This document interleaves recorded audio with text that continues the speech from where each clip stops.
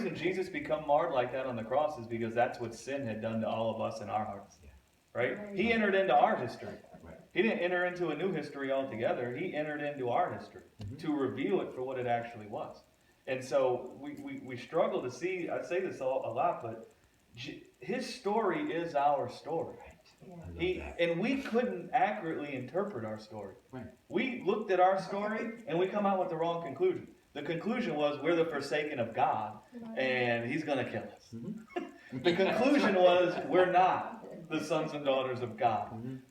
We're something else, and now we got to labor and toil. That was the conclusion. And so Jesus entered into our story so that we could see God interpret our story.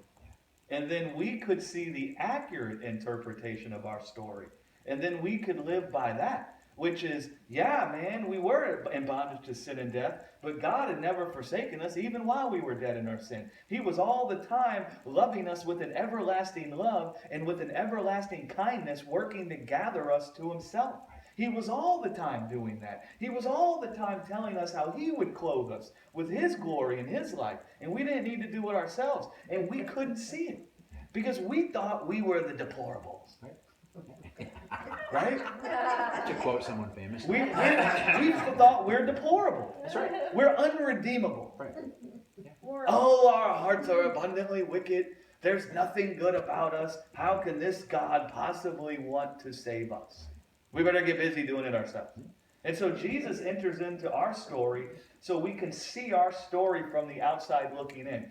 Doesn't everybody agree that it's much easier to understand someone's story if you're watching from the outside? Sure. You know, like while somebody's in the midst of a problem, it's easy for me to be on the outside and kind of see what's going on and then explain it to them. Right. But when I'm like in the midst of the storm, sometimes the fog is thick for me and I can't interpret it right. But a friend can come along and be like, Greg, man.